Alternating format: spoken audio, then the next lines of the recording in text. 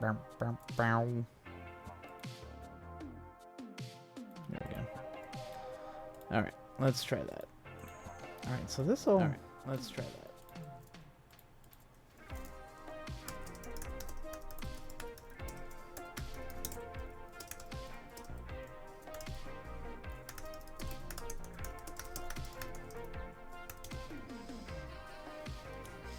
Oh, interesting. Oh, that's interesting. Oh, there we go. Okay, I was like, why are you still running the same thing? Okay. Alright, let's try that. Let's pin you.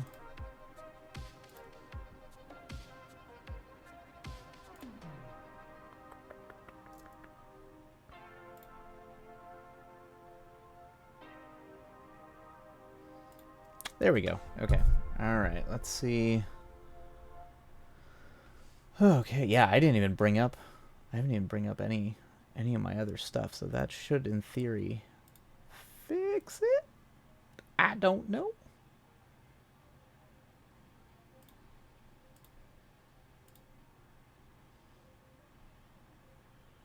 Okay, let's see if that tweaks things.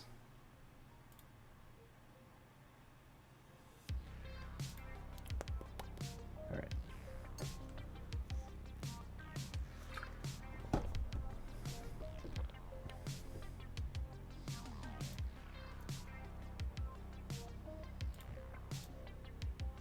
Okay, yeah, stream info should be the same. Bitrate says 2.5, says excellent. There we go. Let's hope that works, or at least is a little bit better. Ooh.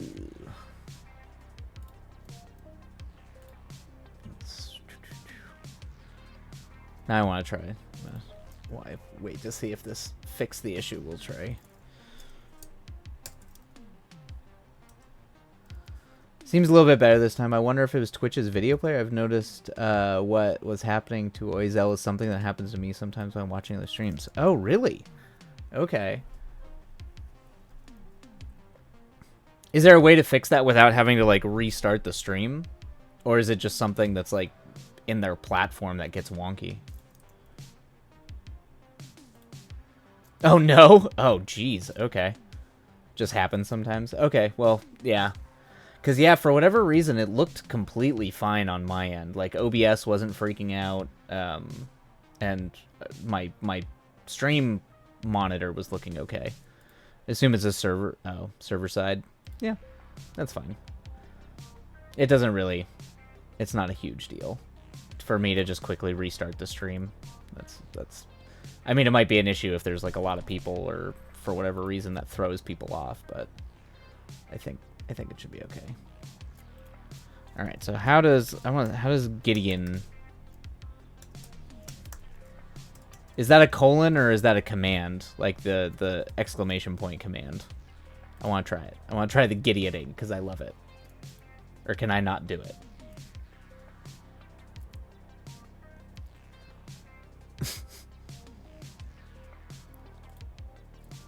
The way you show up on our screen is wild, and sometimes the ones and zeros get a little garbled for video. Oh, really? The way you show up on our screen is wild. Really? I show up weird?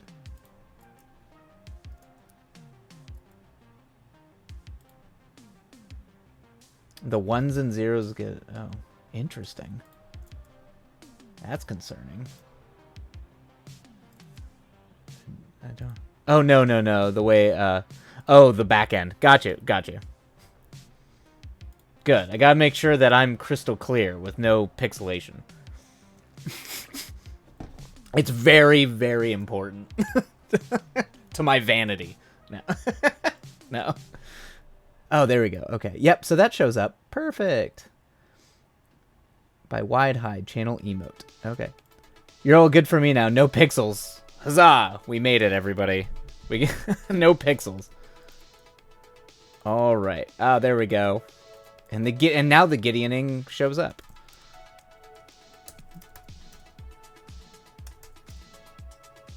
Oh, okay, so I... Woo! Awesome, perfect. And now I can do it. There we go. That'll be perfect for my writing sprints now. I can can do my my stupid Gideon meme emote. Perfect. All right. Well, hopefully all the technical stuff is worked through and we are good to go. All right. For some writing sprints this fine evening. Oh, gotcha. Just remember these emotes won't show up for everyone all the time. Copy. Copy you.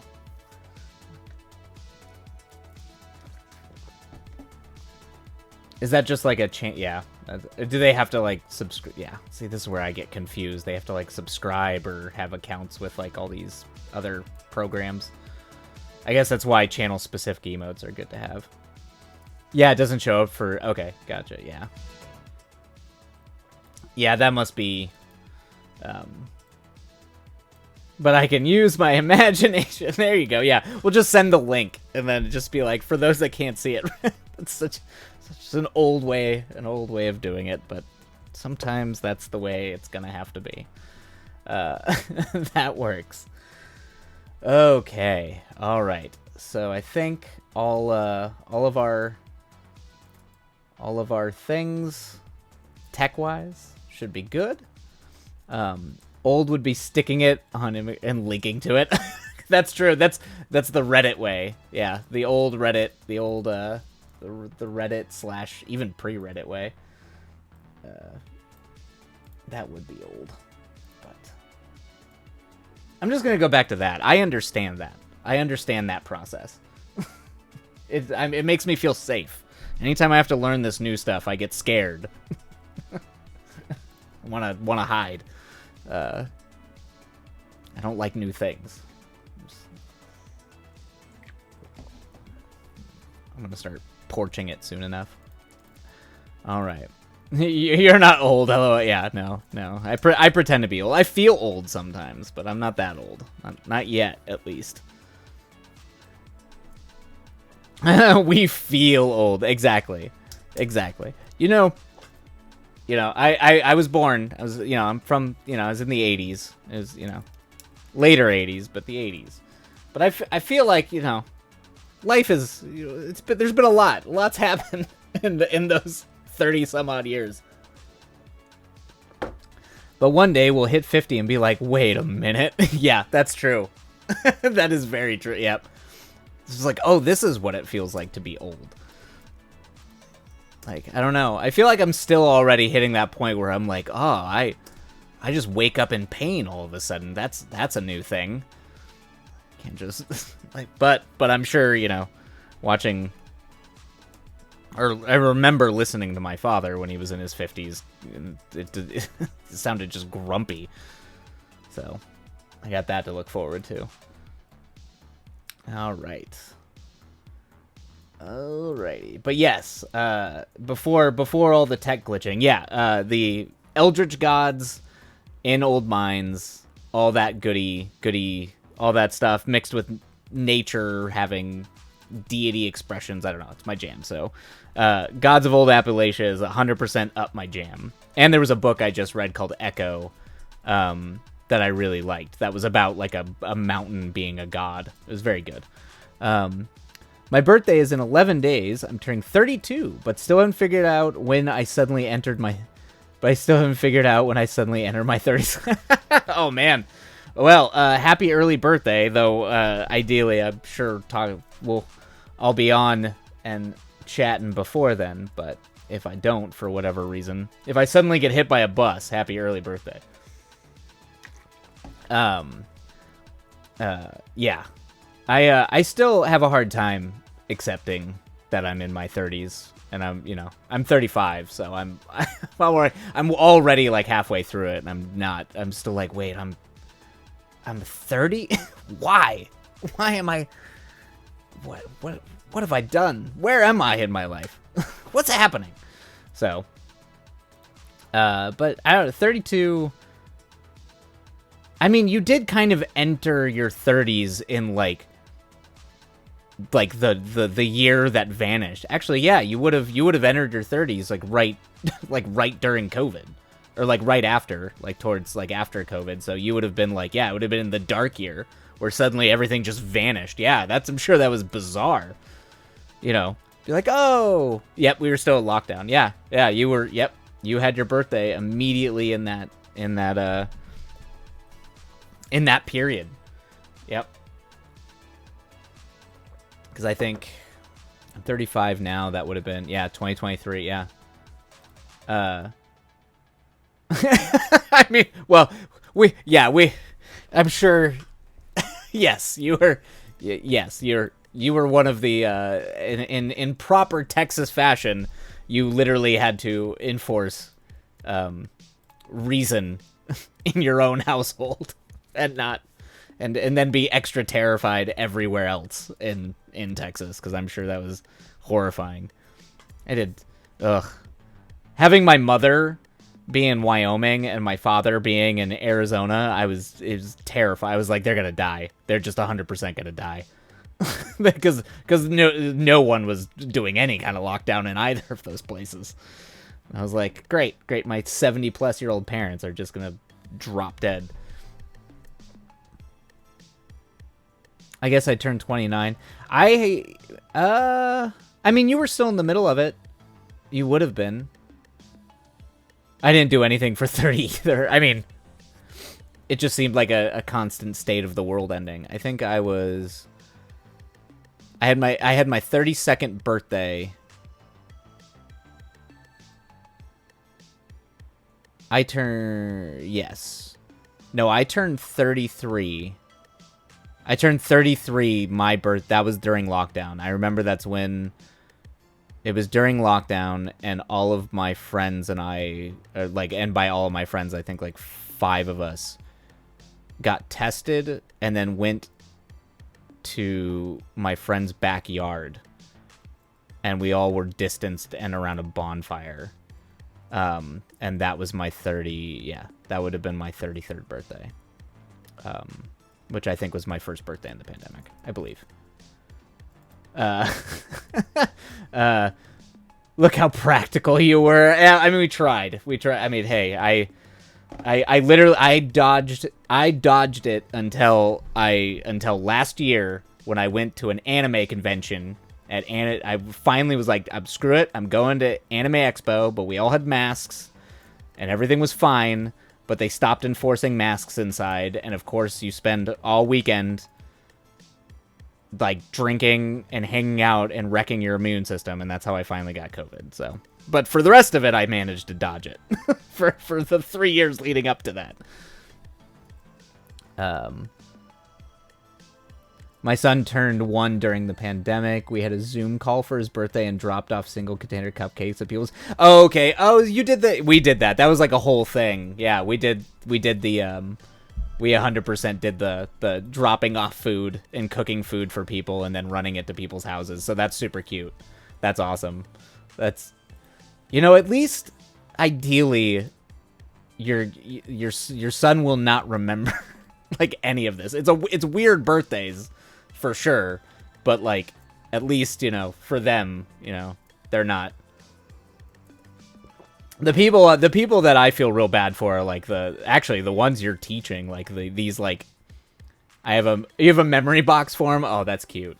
That's cute. Yeah, I feel it's like the high school, the kids. At any phase of high school, having gone through 2.5 to 3 years of lockdown and just a pandemic in general, that's what is crazy to me. Like those, I have no idea how those people are gonna function or function in a weird way. And I've collected tons of stuff from the pandemic. Oh.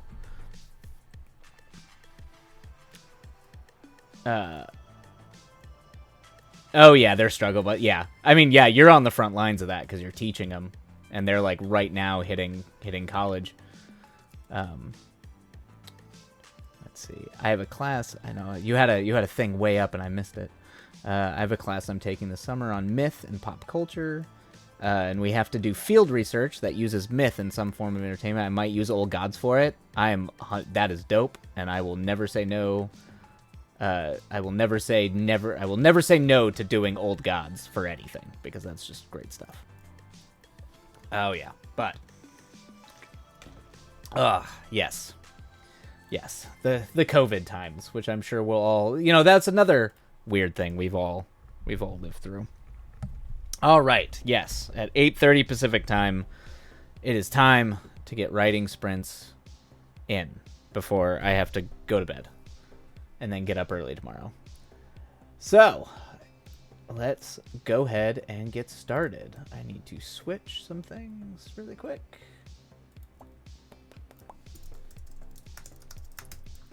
All right.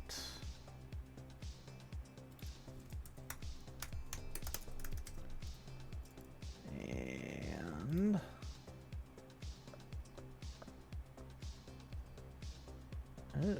uh-oh.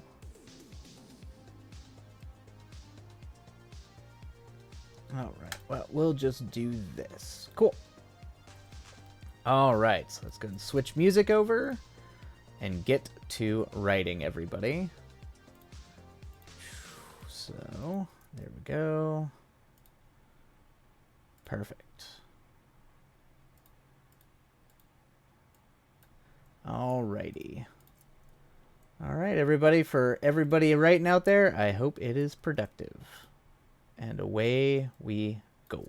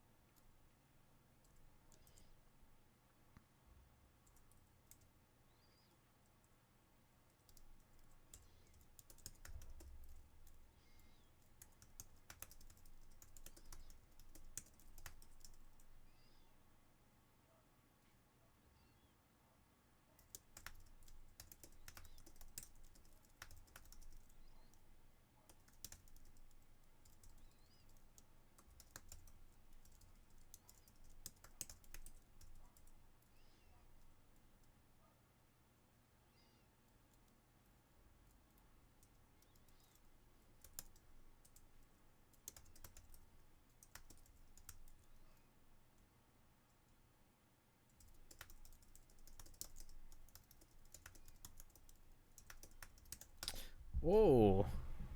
Oh, that snuck up on me. All right. Break time. Hope that was a good sprint for y'all. That was a slog until like the last 5 minutes, and then it's like right as I'm getting going, it's like, bing. It's the cruelty of 30-minute writing sprints sometimes. Sometimes it takes the first like 15 minutes just to like actually get my brain sorted. There we go. All right, we're gonna bring the music down a little bit. Truth indeed. Yep.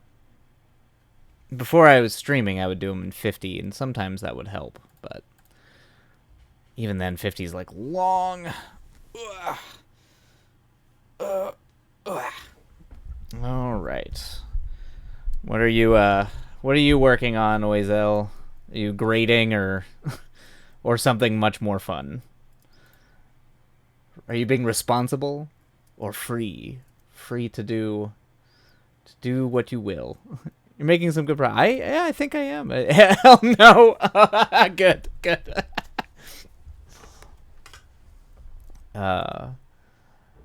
Thank you. Yeah, I am making. It's good like positive note, like a little voice in the back of the head, just like, don't worry, you're making good progress. It's okay. It's I can already tell this is gonna need some editing. It's starting to get a little long.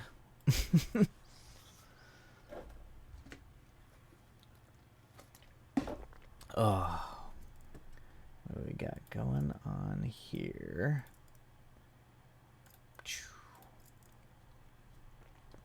Oh God,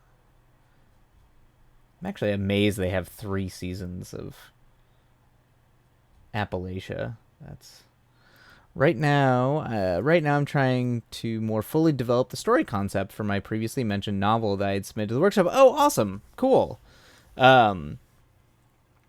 Submitted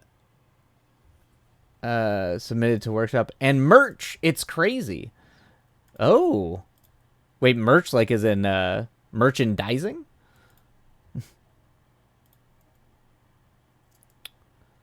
Right now I'm more. That's. Oh, and merch for Appalachia. Oh yeah. Oh, they've got. Oh, hold on, wait. Let me look at the merch. Oh, for Appalachia. No worries. I get mixed up sometimes too. Although it would be cool if you had merch for your book. I think that would be cool. You show up to your writer workshop and like, I have t-shirts, everybody. I don't know. I would love to wear. I have a Brothers Karamazov t-shirt, and ever since I got that strange hipster shirt, I've been a big fan of people just having shirts for their books. Even if it's like self-publishing, like I'm all for it. I'm 100% there.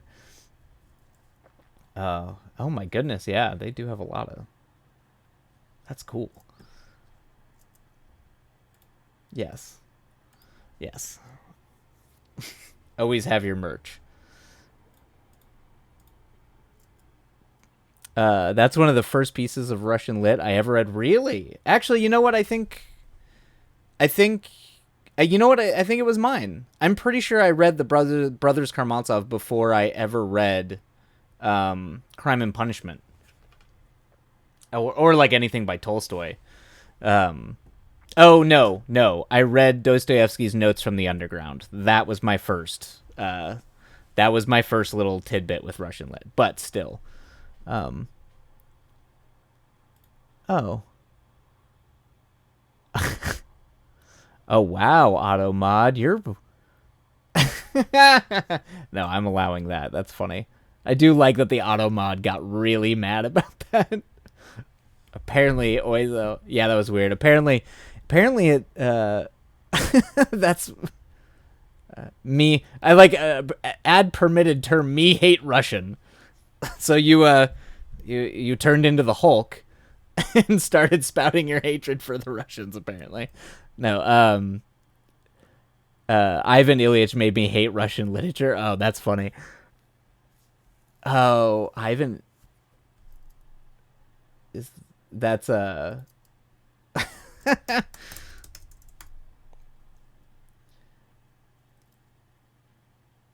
is yeah.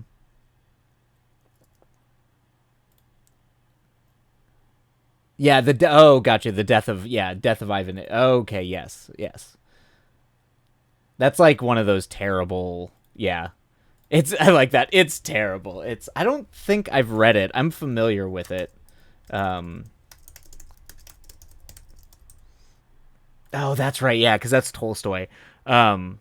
Yeah, I don't. I have problems with Tolstoy. I understand why he's like a titan of Russian literature. Save yourself and don't. I will.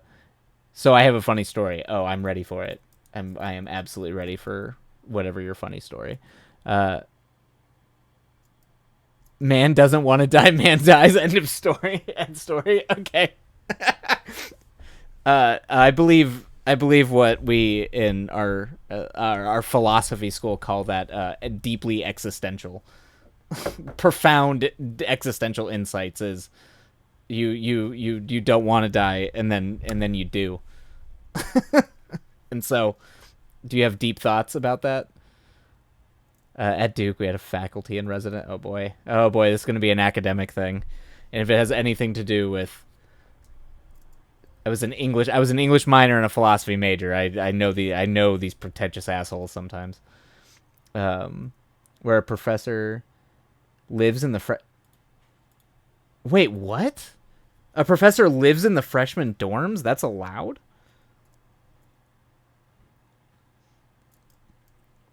I don't know. That seems odd. I don't know. Maybe it's because a lot of my professors, particularly the young ones, they always kind of like were very, very good at keeping separation, like intense separation between like what was okay and not okay. They were very good at setting boundaries. Um, so that just seems like I was like, that's weird. And every week, our Fac and Res Carol Polonio hosted cookies and guest night. Whoa, they have an apartment. Not something they did. It was an apartment. And she and her daughter lived there. Okay, I mean, well, all right. I guess if your kid's there, that's interesting. It's kind of a fascinating setup. Um, I'm not sure how I feel about having. I guess if you're like everything's safe and comfortable, but um, it was an interesting arrangement anyway. So I really like this lady. Okay, cool. I mean, she has a great last name, Apollonio. That's just a rad last name. She was great. And the year before at Interlaken, I had taken a semester of Russian lit. Was she grumpy about Russian lit? So I was talking on about how much I hated it. Okay. Oh, that's funny. Now, was it like all Russian lit, or was it just because of Tolstoy? Was it literally just because of Tolstoy? I have a deep soft spot for Dostoevsky. I will out myself as a total Dostoevsky weirdo, but I'm not a fan of Tolstoy. I think I had a essay of his or a short on nonviolence or civil disobedience. I can't remember which one it was that I read. Um, she was the president of the International Dostoevsky Society, and you're just like railing on Russian lit, just like these goddamn angry Russians. That's funny.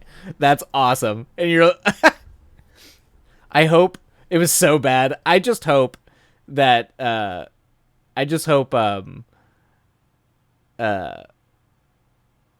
I hope you were doing this while eating cookies at cookies and guest night, just eating all the cookies that her or her daughter made, while you're just like these fucking Russian writers.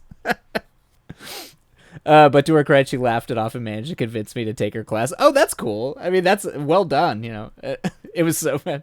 I mean, I don't think you could ever be, if you were teaching Russian lit or like the president of a Dostoevsky, if you are the kind of person who does Dostoevsky and does not have a sense of humor about the moody, insane, deeply like melodramatic bullshit that is in those books, you are probably the most insufferable professor imaginable. So it sounds like she she had a pretty good sense of humor about it. That's like the people who read like Nietzsche and don't think Nietzsche had a sense of humor, and they just take everything hyper literally. They're like, he's so angsty. And I'm like, you realize that's a joke. Like he actually was writing a joke. So we made an arrangement that I could rewrite Nevetsky Prospect. Oh, Gogol. Oh, as a sci-fi piece as my final instead of an academic paper. Rad. That's dope. That is dope. Well done. Well done. That is awesome. One, also, like, I feel like Russian literature would actually work really well as a science fiction. I mean, I think Dostoevsky, didn't he have like a story? I think he had a weird, like, almost pseudo sci-fi story about a guy who, in typical Russian fashion, can't decide whether or not he wants to shoot himself in the heart or the brain. And then he ends up getting, like, he decides to take a nap and then wakes up on the moon and decides he wants to live, I think, if I remember that story correctly. I might be completely misremembering that story, but it had like a weird sci-fi element where he like wakes up on like another planet or something. It sounds about right. It's Russians. But I made it known in class that I thought almost all of it was bullshit. It is one of my favorite pieces, right? Oh, really? Okay. Gogol. I fell in love with Pushkin, though. Oh, okay. Okay. Yeah. Yeah. Oh, God. I was definitely, when I was 18, or, like, not 18, but when I was, like 16 or 17, I was 100%, like, quoting the opening of Notes from the Underground all the time. Where, like, I can actually still do it. Because I did it I was such, oh, God. I dressed up like Robert Smith from The Cure and was, like, quoting Dostoevsky. I'm sure I was the most insufferable high school student imaginable. But, yeah, and I would just walk around and be like, I'm a sick man. I'm a spiteful man. I think my liver hurts. I remember, I knew the whole opening paragraph, but that was, I do still remember the opening sentence of that book. Oh boy. Oh boy. Yep. I'm just gonna out myself as in my cringeworthy moments as an angsty kid listening to the Smiths. Oh boy. All right. I am gonna go grab water really quick before we start our next sprint. However, that was about the time I was quoting Ayn Rand. Okay. Yep. All right. As long as we can all be open and that was before I got A sets. Yeah, the Ayn Rand. I never had the Ayn Rand phase. I had a libertarian phase, but I never had like the Ayn Rand. I was never like into Ayn Rand, but I had a lot of friends who were. But I think definitely like in that period of like 16 to 17, I definitely had like the kind of pseudo libertarian without knowing it's libertarian bullshit phase in my life. But all my friends loved like Anthem and stuff. Although I do have a funny story about my philosophy professor, which we had a student who was really into Ayn Rand, and his name was Turetsky, and he always talked kind of like a Muppet, like a deep-throated Muppet. And I remember he just saw the person reading, I think, Atlas Shrugged, and he was like, who's making you read that? And she goes, "Oh, I can't remember who it was, but they said, oh, I really like Ayn Rand. I'm reading it on my own." And he goes, "Ah, why?" And she went, "Because I think she makes some really good arguments." And this was like a logic and argument class. And he just goes, "Ah, well, when you find one, let me know." I was like, "Oh my god." Oh god, he just he like couldn't help but pick a fight with this poor student who just probably just wanted to read the book and just be happy. But, that's what we do in philosophy is shit on everybody's parade. just the street. Yeah. I just it's like, "Oh, buddy, come on, just let them read the book." All right, I will be right back. I'm going to get water and then we will start our next sprint.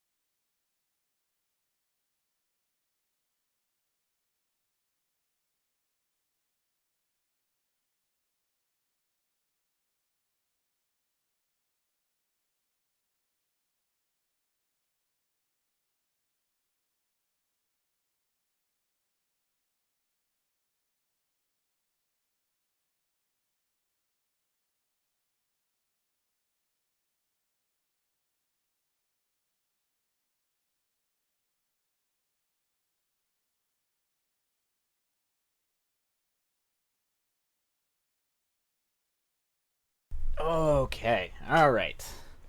I am back, and it is time for us, all you beautiful people, to get back to work.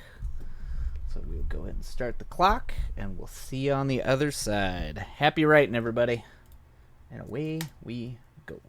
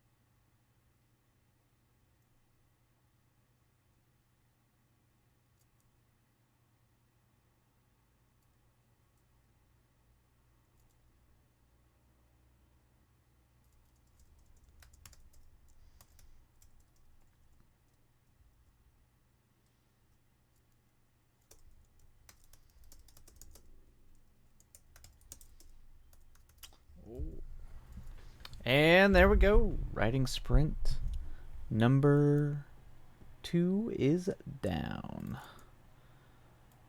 There we go. Start the break timer. There we go. Hope it was a good one, everybody. There we go. Spooky mood music. 2 thumbs up for 2 successful sprints. Ugh. I think I have to raise my desk. I know I was talking about getting a new desk, but I think I have to get this up. 'Cause I can tell the positioning of my monitor and my back are arguing with each other. They are not having a good time.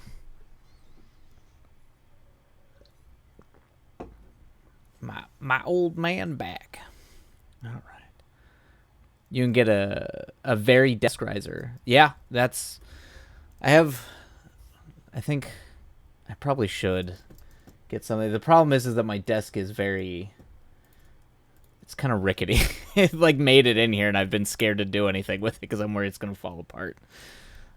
It's very big. It's an old IKEA desk, but... that's... Yeah. I also have a top, so my monitor can't go up until I have to pull this top off, which I probably should do that. I have a bar here, or like a top that I have like books and stuff on top of. That's what I should do. I should have a standing desk. I know Opera Soria, you have a standing desk, but mine... I don't know. That just feels like it would make my legs hurt.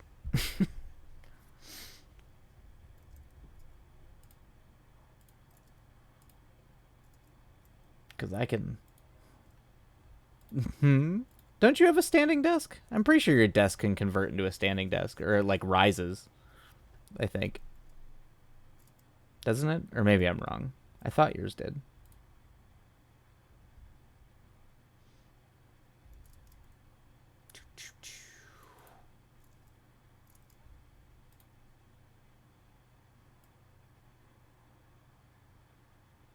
Oh, yes. I don't use it that much, but it does that. Yeah. Yeah. A very desk riser is nice because you can just crank it up and down for the height you want and on top of your desk rather than moving the desk. Yeah. I think I would get something like that. I'd still probably need a new desk or at least to pull this top thing off so the thing can go up. Yeah. On top of your... Yeah. It's because the stupid computer like takes up all the way to the top beam. So maybe I think I can just pull that top off or something. But I think sometimes I worry that the top is part of like what makes this thing structurally sound. It was a cheap desk. It was a very cheap desk. Given how much time I spend at it, I should probably, quote unquote, invest in a better desk. But the very desk thing would be nice, like to just have a desk and then I can adjust it as need, or like the monitor as needed.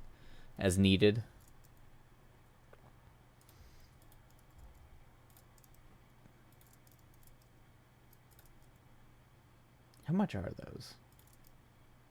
As well as a new desk. Let's see, very desk riser is... Oh man, they look cool.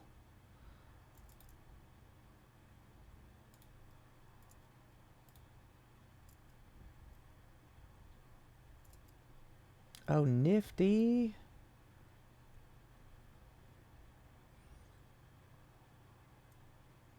I'm not sure you can remove the top of your head. Isn't the frame on the other side one whole piece? It's not...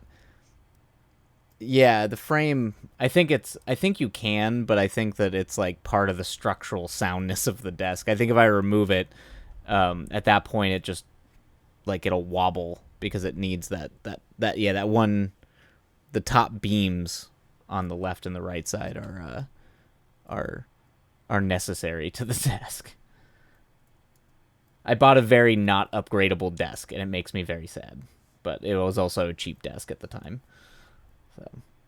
So these are things to be upgraded. I actually really like this riser. The very is it Vari desk riser. It looks cool. I really like the design on it too.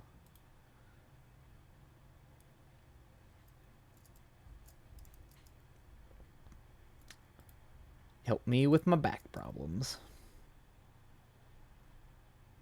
All right. There we go. All right. At some point. Ugh, man. I'm starting to worry that this is like... I'm supposed to be getting to the midpoint, and I want this script to be like maximum 90 pages, like 85, 90 would be perfect. And we are at about 55, which is too long. So we're going to have to be... This is going to need to get edited and trimmed pretty significant. Oh! Alright, we'll see you when you get back, Weasel. It's going to have to be trimmed. Yeah. No matter how many scripts I write, I've noticed I linger way too long in the early parts of the script. It always goes way too long. Like we're getting there. But like right now it's like, yep, 55 pages. It'll be done in the next like page or two, which would be about 110, which that tracks. That sounds about right. Because there's an actual trend in like particularly writing like horror films or spooky films. It's really hard to get people to read. If it's over 100 pages, they will not touch it. It needs to be under 100. And because I'm trying to keep this something short and concise and doable, we'll see. We'll see. I start getting nervous once I'm over 50 pages and still like heading to the midpoint. Already like, where can I go back and cut?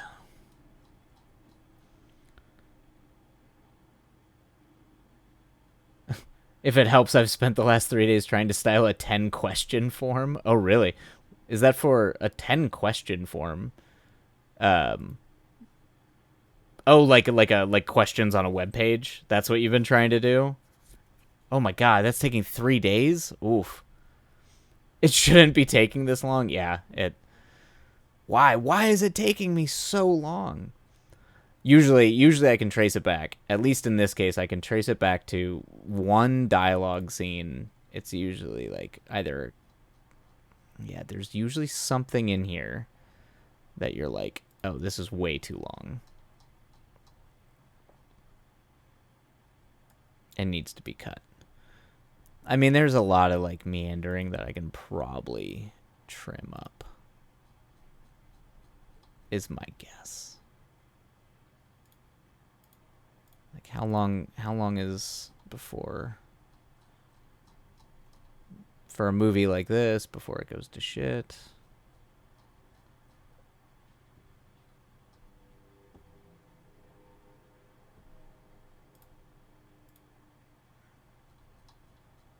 Entry point, yeah, I should probably be able to pull most of this back.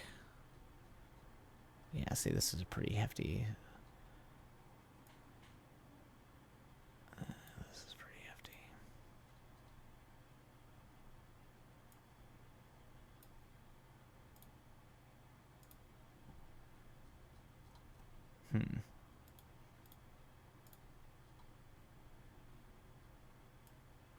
My opening's a little long.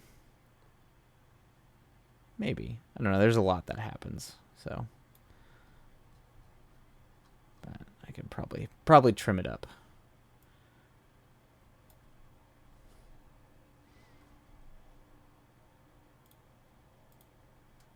Because what was the last horror film I was doing? It was what, Blue Devils, and that went way too long. Yeah.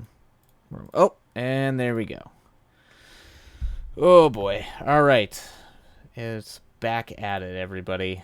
I think it is back to the old grind.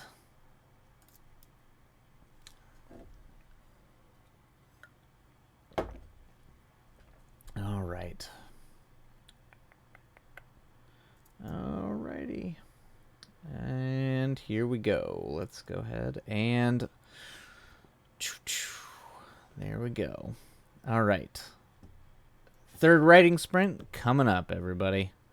We'll see you on the other side. For everybody writing out there, happy writing. And away we go.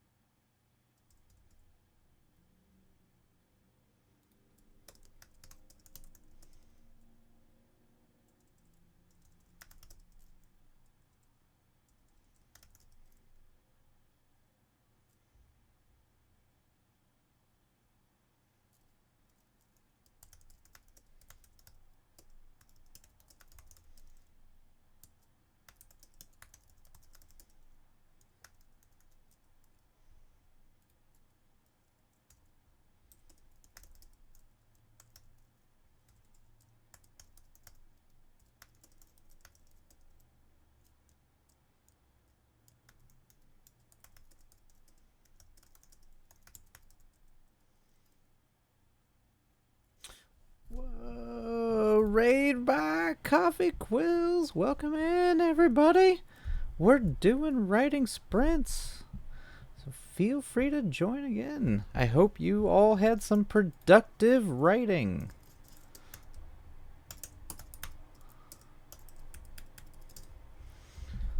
How goes the coffee and the sprints?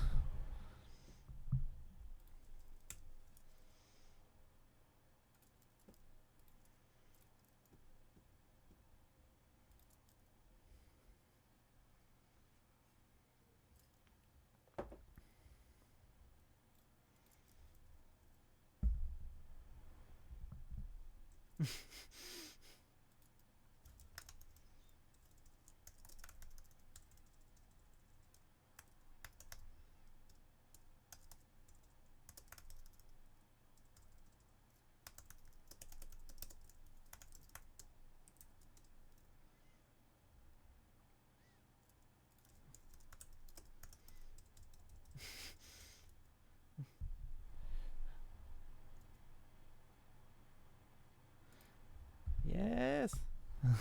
Maybe even me sometimes too much coffee. I get that. Yeah. Oh, wait. Okay, yeah, you might need to slow down. Yes, feel free. Go get food. After all that work, eat. Welcome in. Thank you so much, Coffee. It's fantastic to have you all here. My name's Wilight. I'm a screenwriter, and we are currently working on a horror film. And we do writing sprints, so feel free to join on in. And just as a shout out, I have pinned to the top of the chat if anyone is curious about the writer strike and all that kind of stuff and all that drama. Feel free to click on that, and then you'll get all the info you need. But otherwise, feel free to join on in and write along. Welcome in, and happy writing, everybody.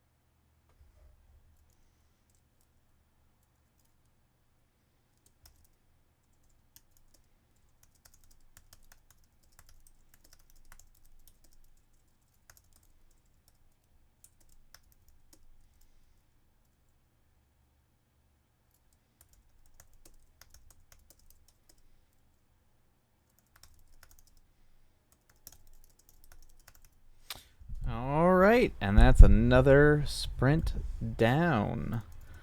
Welcome on in, Raiders. We're going to go ahead and stop that and take a quick break before our fourth sprint. I hope wherever and whatever you are all working on, it is great and going well and productive. Oh, I am going to start 3 thumbs up for 3 sprints. Not too bad. Oh, stretch my back. All right.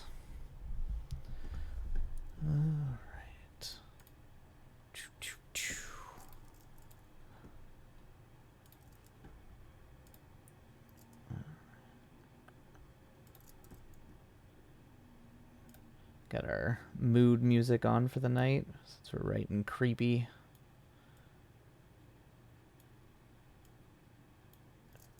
time stories.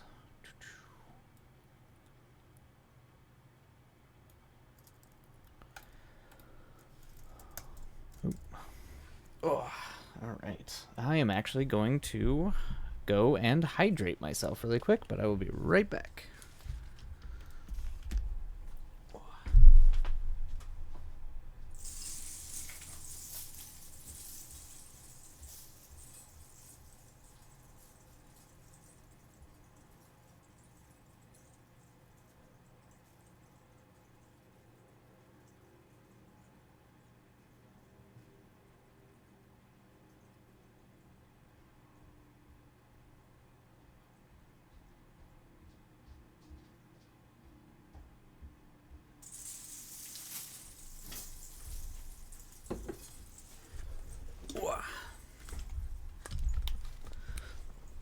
All right.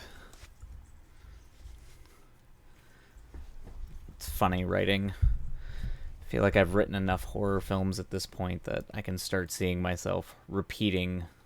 I'm attracted to certain types of imagery. So definitely struggling to try to expand, do something different. Kind of different imagery, if I can. All right.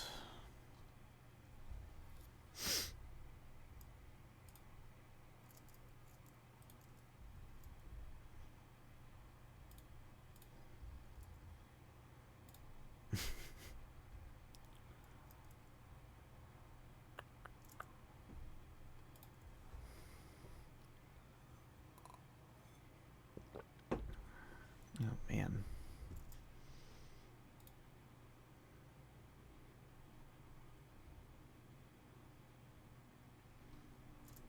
If you're still in there, Element Eds, hopefully things are calming down a little bit for you.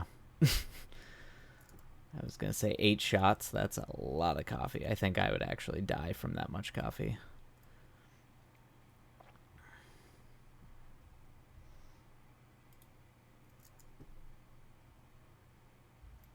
I think I have about the equivalent of maybe 2 or 3 shots maybe in the morning, but not now. Boys, it's like pumping gasoline into your brain. No kidding. I mean, I need it. I can literally feel my brain shutting down if I hit like 10 a.m. without any coffee, but there's a point where just like the rest of my body, the heart starts to flutter a little bit. I start getting like shaky if I do too much. For some reason, tea doesn't do it as much. Like, I can drink a lot of tea, so I figured I'd make up for the caffeine difference, but yeah, for whatever reason, it doesn't hit me as hard as coffee does.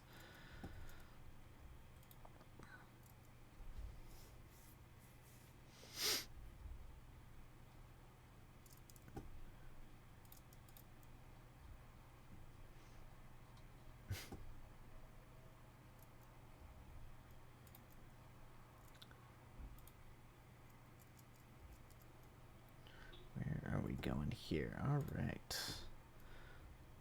Hopefully the syllabus is going well for you, Oizel. It's I am supremely I do appreciate your class a lot. Or at least you already have like a lot of really great, more or less, yeah. You have a lot of really good. It was funny, like you said, Spirited Away, and I actually threw it on again last night and realized that that's a really really good. It's a really good movie for like monster, kind of like that theme. I mean, it's also one of the best movies ever made, but I had never thought of it that way. Even though it is explicitly about spirits and monstrous spirits versus non-monstrous spirits. I have good ideas. Whether or not I get these things approved is another story. Exactly. You I believe you can. You yeah, it's literally and figuratively about monsters. Yeah, it is. I mean, yeah, the more I thought about it, I don't know why it never registered to me that way, but the more I thought about it after you had pitched it, or when you were asking for references, and then like I was like, oh yeah, they literally turn into pigs. Like it literally is about becoming a monster, or like, and all these people that are monsters but aren't monsters, and what defines a monster. I don't know. It's a really masterpiece of a movie. But if for whatever reason, it probably wouldn't fit into your class, but if for whatever reason you were able to get Legend in there, if anything, for the Dark Lily dress, because the Dark Lily dress is just incredible. And the darkness is incredible as well, just for the monster makeup alone in that movie. um I was looking for something off the beaten path when it comes to monster movies. Spirited Away is a perfect movie for that. It's 100%. Yeah, I was trying to like go on under that. I didn't want to be like just horror movies, but like all I could think of was like sci-fi movies that tend to be about like identity. Because Annihilation and Solaris both deal with like, Solaris is about a conscious planet that creates essentially beings based on your memories. So like you see your dead wife, and but it's not really her. It's real weird stuff like that. Oh, good. I'm glad. I hope some of them were helpful. I think Legend is fabulous. I mean, I love that movie. I used to watch that movie on VHS all the time as a child. It's just so great, so great. Also, just like it's just the fact that it's Tom Cruise, but like baby Tom Cruise.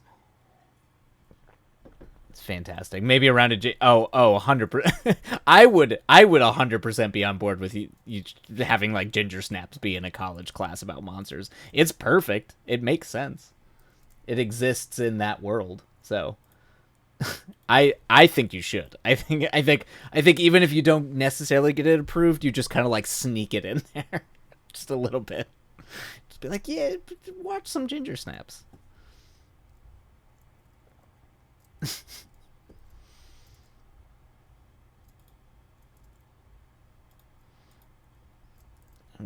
Yeah.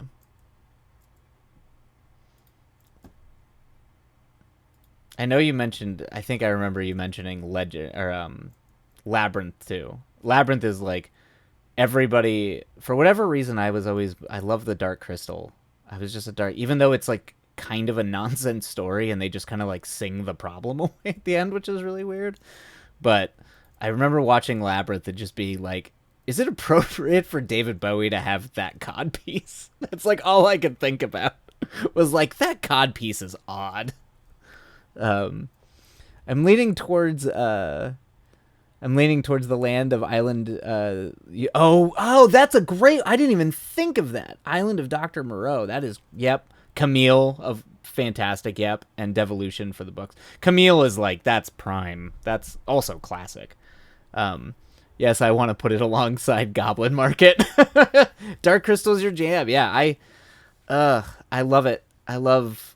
Yeah, I don't know. I think that like, because there are like literally no people in that, it just was just truly like what Jim Henson was trying to do by being like, no, like take puppets and Muppets seriously. And the Gelflings, the puppeteering in that is so incredible. And the world is beautiful. And I mean, come on, who doesn't love the love the Skeksis, you know? Just like the most evil looking creatures like humanly possible. So Yeah, Dark Crystal. I love it. Oh boy. All right. Let's do it, everybody. If you're out there and you're writing along, good luck, and we're going to start our fourth sprint. All right. Happy writing, everybody, and I hope it is a good and productive one. And away we go.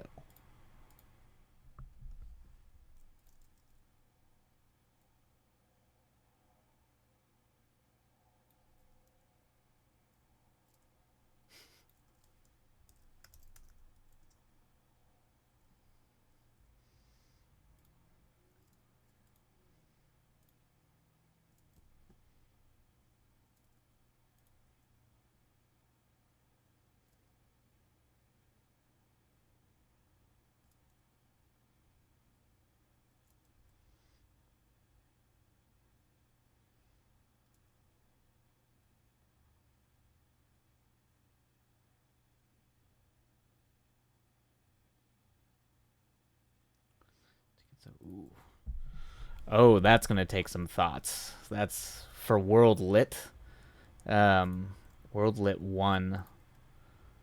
From the beginning of time. Oh, wow. Trademark to 1600 Ella. Oh, man. Ugh. That means you got to go through the medieval period where it's just so many religious books where it's all just allegories for man and God, kind of. Trying to remember. I'll have to think on that. Give me time and we will think on that.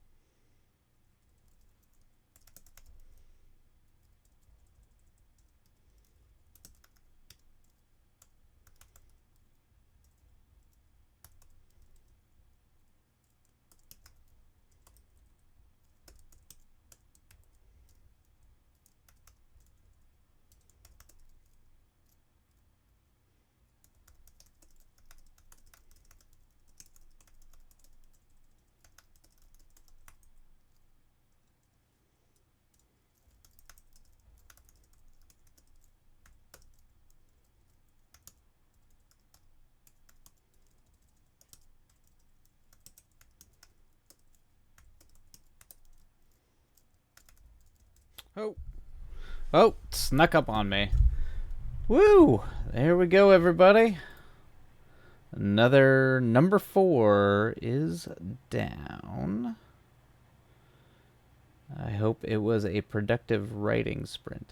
Once again, it caught me right as I was kind of starting to get into a flow. 4 thumbs up for 4 successful writing sprints. Not too shabby. Not too shabby at all.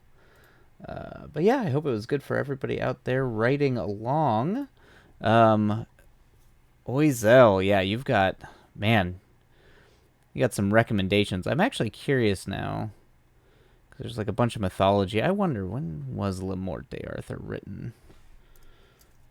I have it around here somewhere, but I'm sure it didn't tell me. I could also probably look it up. Oh, it qualifies? Okay, so that would count. I mean, that's pretty standard. I don't know, you could probably even do something shorter. Like, I'm pretty sure Gawain the Green Knight or any of those, like, the more detached Arthurian stuff would work. Oh, man. The problem is world literature at that time, it's so much of that early writing is deeply, deeply religious.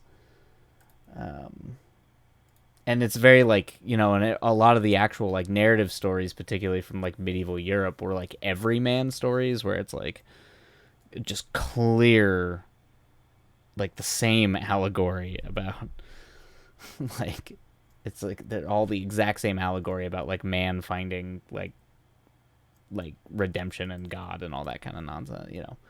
It's, like, there's a lot of that. I think there actually is a story called Every.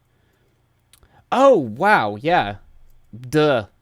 How the hell did I not think of that? That's right. Yeah, the Eddas, man, the poetic Eddas. Get some Scandinavian, Nordic epic poetry in there. That's what is that? I don't think it was a Tainbo Tulong.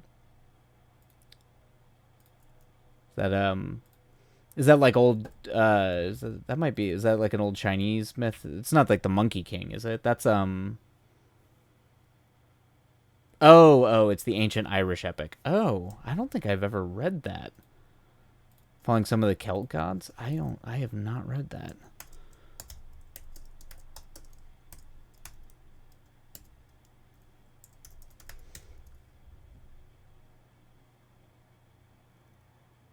Oh, the Cattle Raid of Cooley.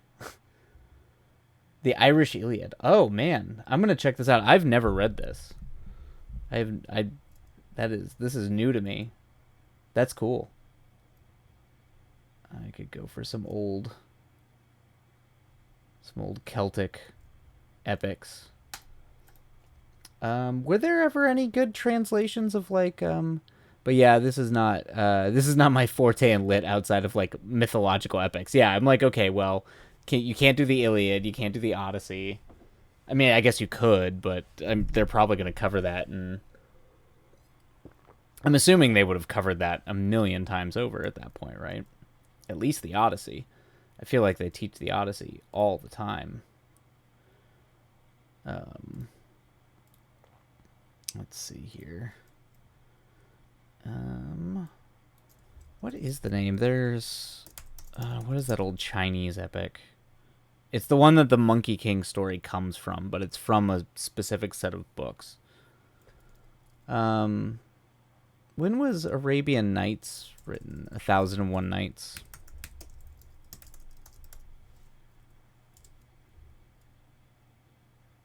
Yeah, I was gonna be like, yeah, but the Odyssey is often taught in high school along with Beowulf. I'd figure. I feel like yeah, I feel like that one I would have read a lot. The Iliad, maybe not so much. You could probably get away with the Iliad. Okay, so yeah, with 1001 Nights. Some of those ones, because you can kind of like pull out stories. Oh, yes. Inferno and Paradiso. I struggle with Milton. I just, I struggle with Milton. I'd rather, man, at least Dante. Dante had like some good imagery there. Like I don't know. I don't know if I can. You absolutely love classical Chinese and Japanese poetry and yeah, I have a couple books. I've never read them of old like Japanese folk tales and things like that, but I know for a fact when I was studying Chinese in school that they had us read a bunch of these old, and I cannot remember what the Tales from the Monkey King was from.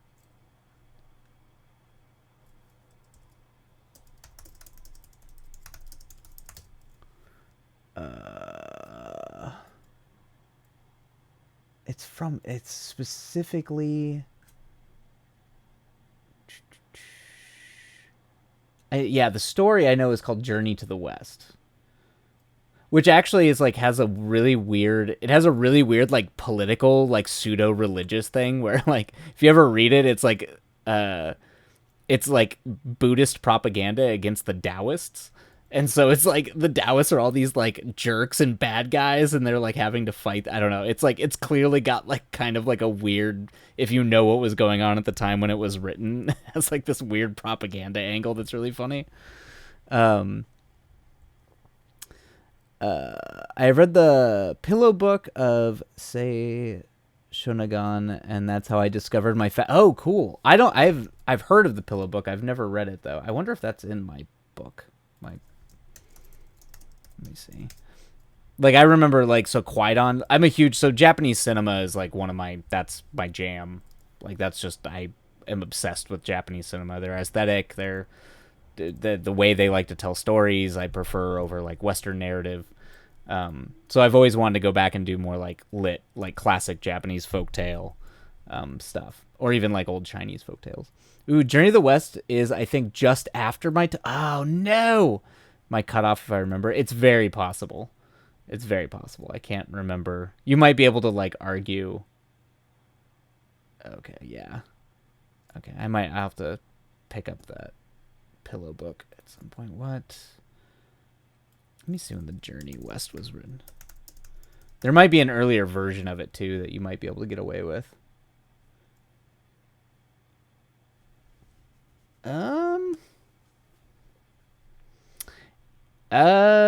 You said 16th century, right? To the 1600s. I think Journey in the West, you might be able to get it. According to my book preview, it is 1592 in print.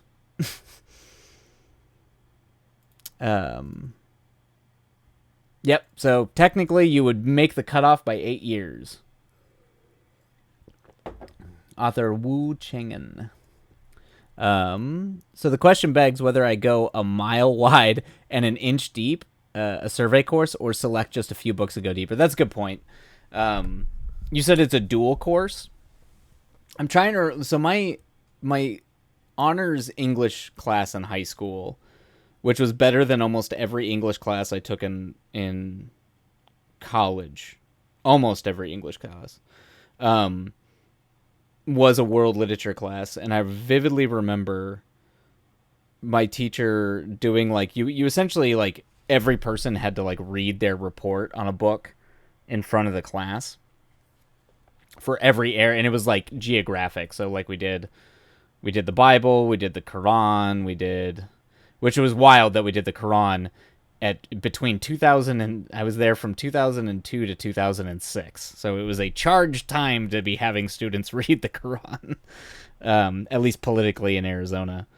Yeah, and we started that and went all the way up to like modern literature, where I was reading like Kobo Abe's like Japanese. Like I don't know if you ever read The Boxman. It's a psychedelic trippy book he wrote, I think, in the 50s or the 60s. But yeah, so it's it's for high schoolers juggling a bunch of shiz. Yeah, for sure. Yeah, that's crazy. It would have happened here. Yeah, he also looked like Zeus. I will not, like, he had the curly hair and a curly beard. Like, he just straight up looked like Zeus, and he was just this angry old man. And he was just like, no, I'm like, I remember they interviewed him in the paper and they're like, do you think this is appropriate? And he's just like, he's like, damn it. They're going to read these books. They're going to understand these texts. Yeah, I was shocked it happened in Arizona. So, to be fair, but, yeah. And it's funny too, because he was just like, he was like what I call an academic. He was an academic Arizona Republican. Like, he was clearly not like a liberal dude or a leftist dude at all. He was clearly like he just, when it came to literature and particularly religion, gave zero shits. Like, zero shits. He was just like, no, you're reading all of it. And you're reading all of it as mythology, which I thought was cool. But yeah, but no, like, that's how. So it's hard because he did that for a whole year, trying to cover both classic world literature as well as modern world literature, and yeah, that's a hard thing. Kudos to him. Yeah, I give him props big time. He was one of my favorite teachers. He was a great teacher. His name was Mr. Worley. He was a rad guy. He also sponsored our film club, so he was cool for being like a film guy too. He was really into cinema. Yeah, that's a hard question. I mean, I just because I'm obsessed with like East Asian literature and all that. I'd be like, just go all of it, like force them to read all this crazy stuff and then just make them like present it to each other in a way like that. I don't know. But sometimes in college courses, it's probably more beneficial to deep dive very specific things. So, all right. Well, I think it is probably going to be it for me tonight. I was debating doing one more writing sprint, but I do have to go. I do have to go bring coffee and donuts to the picket line tomorrow at 9 in the morning. So I'm probably gonna try and pass out early. Yep, I have an early day. So, gotta go do the whole, picketing and striking and all that nonsense. So, we will be calling it tonight, but I will be back on Friday and Sunday. And then hopefully it'll be back to regular scheduled, just almost most evenings in the week, following week. Arashi, oh, hello, and bye, welcome, welcome, and hope to see you soon. But always glad to have you, Ariashi. I will be back on Friday and Sunday. And then next week, my schedule should be open, so I'll be streaming most evenings that week. Unless, as I said, I get hit by a bus or the Pinkertons show up and break my kneecaps. But hopefully that won't happen. Anyway, everybody, I love you all. You are all wonderful people, beautiful, and I hope you have a great weekend. And yes. I believe me, it's the last thing I would like. Got home super late. Awesome. I look forward to you not having broken kneecaps. I'm looking forward to that as well.